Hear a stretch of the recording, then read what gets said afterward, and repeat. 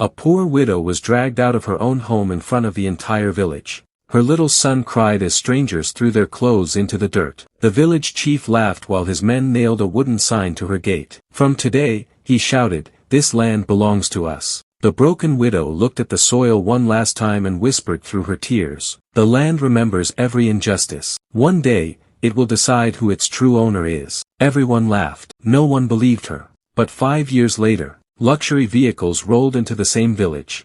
The very widow they had mocked stepped out with powerful investors, government officials, and legal documents that would expose a shocking truth. The people who had stolen her land were about to lose everything. Stay until the end to witness one of the most satisfying karma endings you'll ever see, where greed falls, justice rises, and one widow proves that patience, courage, and integrity are worth more than power or wealth.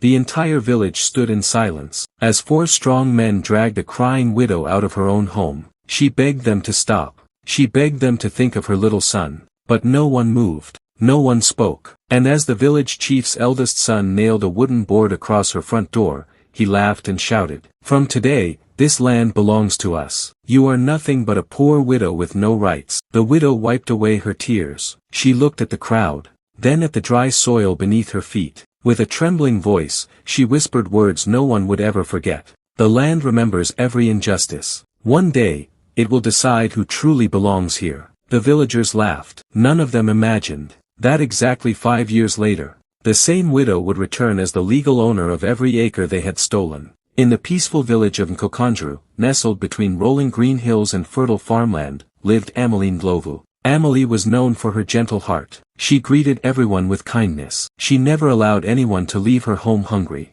If a neighbor's harvest failed, she shared hers. If a child had no shoes, she quietly bought a pair. Her husband, Amahle Ndlovu, often smiled and said, "Amahle, one day your kindness will come back to you." She would laugh. "I don't help people so they'll repay me. I help because kindness should never wait for permission." Together, they owned 15 acres of rich farmland passed down through Jabari's family for generations. The land wasn't merely property. It was history. Every mango tree had been planted by an ancestor.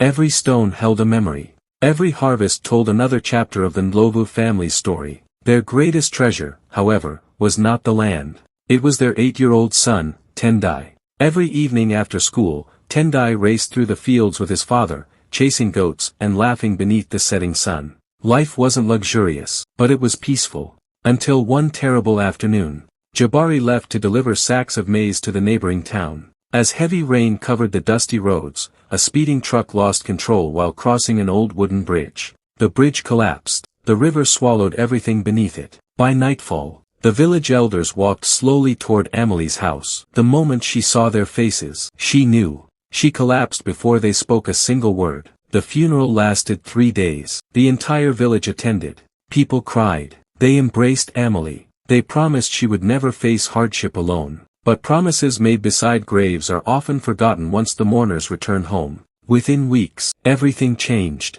Without Jabari, Amahle struggled to cultivate all 15 acres by herself. She woke before sunrise, worked until darkness, then returned home to cook, wash clothes, and help Tendai with his lessons. Her hands became rough. Her back constantly ached. Yet she never complained. One afternoon, the village chief, Chief Bekazizwe Moyo, arrived with several elders. They sat beneath Amahle's mango tree. The chief cleared his throat. "Daughter, there is something we must discuss." Amahle poured tea respectfully. "I'm listening." The chief looked toward the fields. "A woman cannot manage land of this size alone. My sons can." She immediately understood. "You wish to help." His eldest son, Simba Moyo, smiled coldly. "We wish to manage it, for the village." Amahle looked directly into his eyes. "My husband trusted me. This land belongs to our son. It will remain ours." The chief sighed dramatically. "You are emotional. We are practical." She stood. "The answer is no." The visitors left without another word. But as Simba walked away, he glanced back at the fields. A smile crossed his face. Not a kind smile. A dangerous one. Over the following months, small problems began appearing. Someone cut the fence surrounding Amahle's farm. Goats wandered in and destroyed young crops. The village water canal leading to her fields mysteriously became blocked. Harvest workers who had agreed to help suddenly cancelled. When she asked why, they avoided eye contact. One elderly farmer quietly whispered, "Forgive us. The chief warned us. If anyone helps you, they'll lose access to communal land." Fear spread faster than honesty. Soon, Amahle stood alone. Even neighbors she had once helped crossed the road to avoid speaking with her. Only old Mama Thandi, an 80-year-old widow, still visited. One evening she brought a basket of cassava.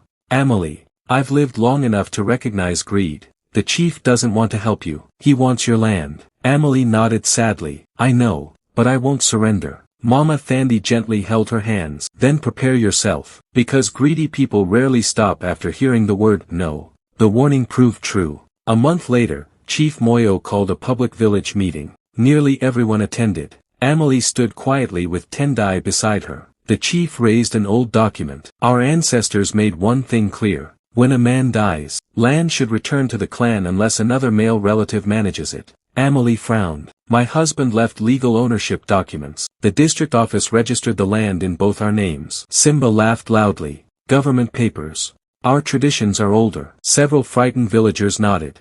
Not because they believed him, because they feared him. Amahle stepped forward. "Our traditions also teach justice. They teach protecting widows and orphans." The chief's face darkened. "You challenge my authority. I defend my family." The meeting ended without resolution. But everyone sensed something terrible was coming. 3 nights later, dogs barked wildly outside Amahl's home. She opened the door. Flames. Her grain storage barn was on fire. Villagers rushed with buckets of water. But by sunrise, months of harvested maize had turned to ash. Standing among the crowd, Simba pretended to comfort her.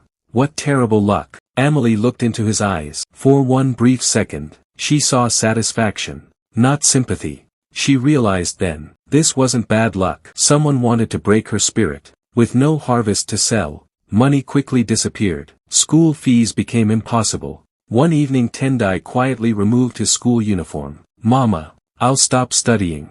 I can work." Amahle hugged him tightly. "No, your father dreamed of seeing you educated.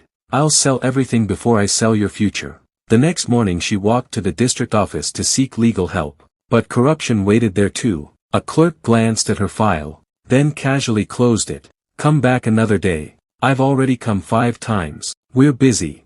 Outside the office, a well-dressed stranger watched the exchange from beneath a large acacia tree. He said nothing, but he had seen everything. And before the widow's life changed forever, their paths would cross in the most unexpected way. Amahle walked slowly away from the district office, clutching the worn folder that contained every document proving the land belonged to her family. She had waited 6 hours. No one had listened. The afternoon sun beat down on the dusty road, but the weight on her heart was heavier than the heat. She stopped beneath a large acacia tree and whispered to herself, "Jabari, I'm trying. I don't know how much longer I can keep fighting." Just then, a calm voice spoke behind her. "Sometimes the truth loses today, only to win tomorrow."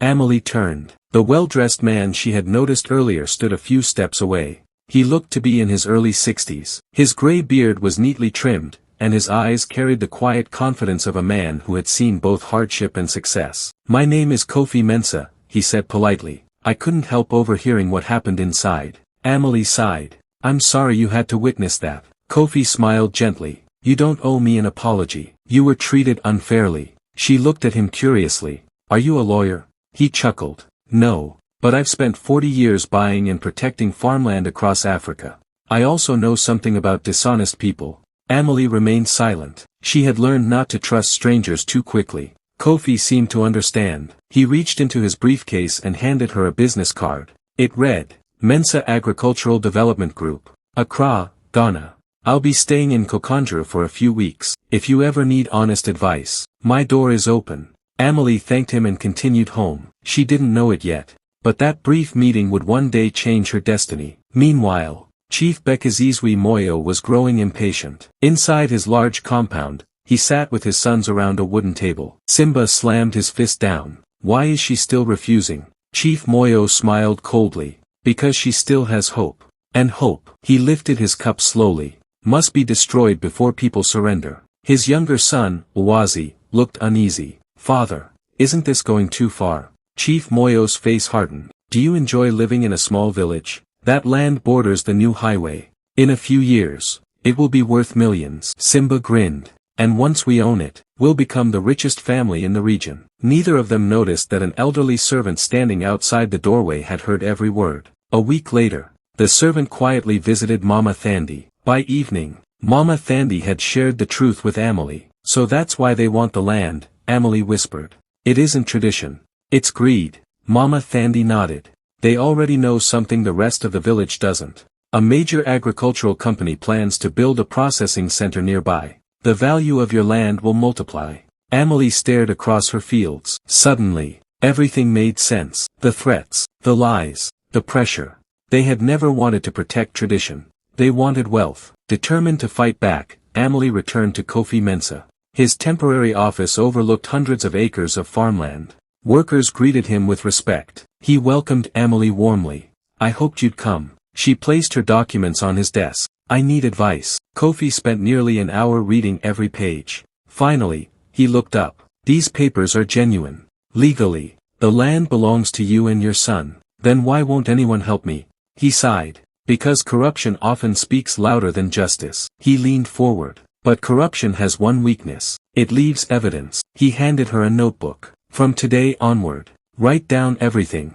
Every threat. Every witness. Every date. Every dishonest action. Truth becomes stronger when it's documented. Amahle nodded. For the first time in months, she felt a small spark of hope. Back in the village, however, Chief Moyo had decided to make his final move. One morning, dozens of villagers gathered outside Amahleh's home. The chief stood at the front holding another document. He announced loudly, after consulting the council, we have declared that Amahle Ndlovu has abandoned her responsibility to the land. Therefore, the land returns to the Moyo family for proper management. Gasps spread through the crowd.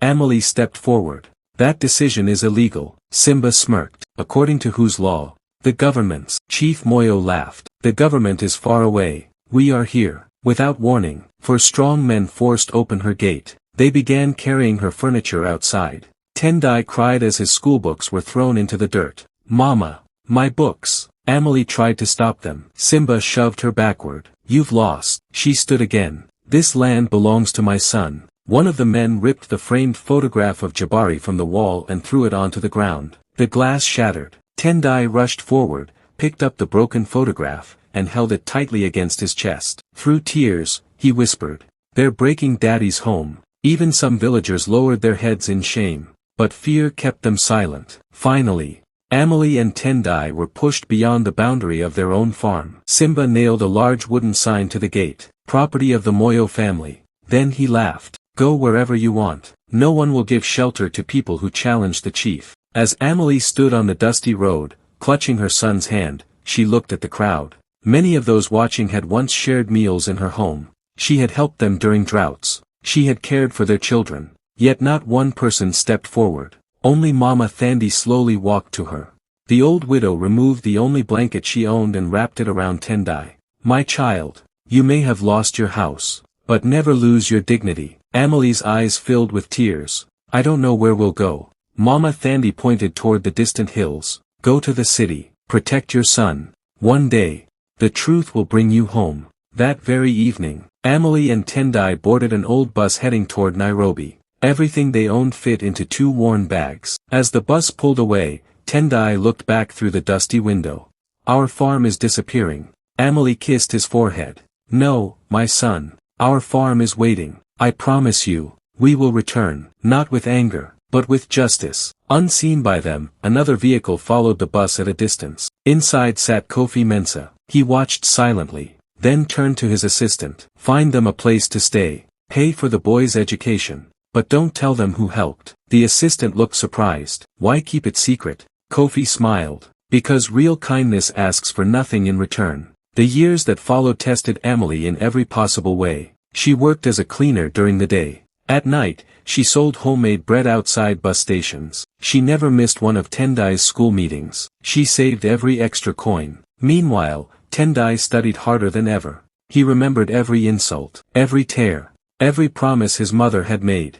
He swore that one day, they would return, not to seek revenge, but to reclaim what was rightfully theirs. And back in Kokondru, Chief Moyo and Simba celebrated what they believed was their greatest victory. They had no idea that the very land they had stolen was about to attract the attention of one of Africa's largest agricultural investment companies. And the first person that company would call was not the chief, it was Kofi Mensah.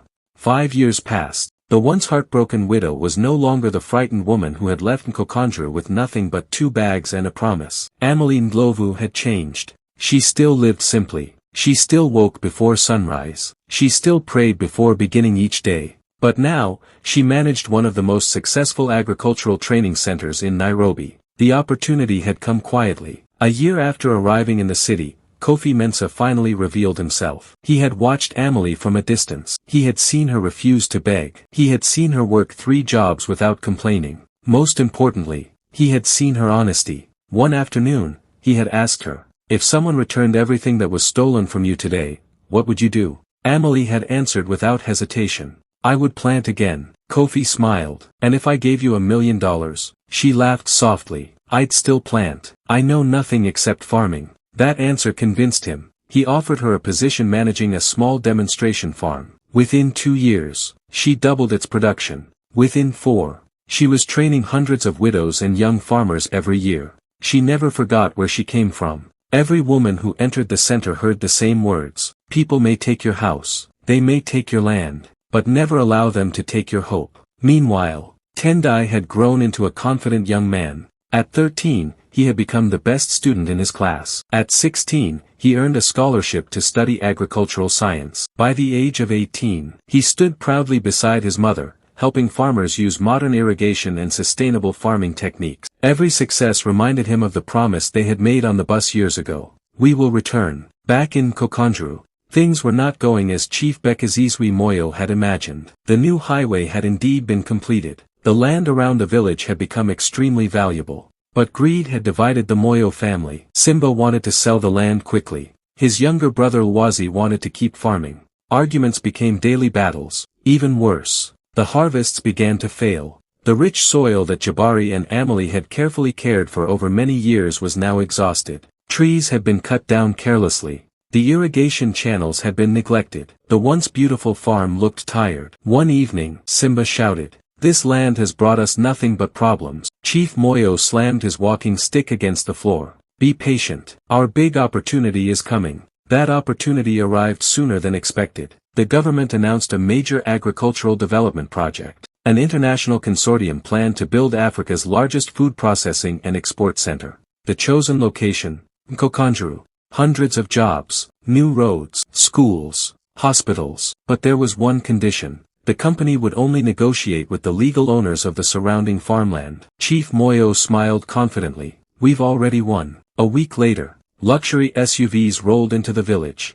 Executives from several countries stepped out. Television crews followed them. At their center, walked Kofi Mensah.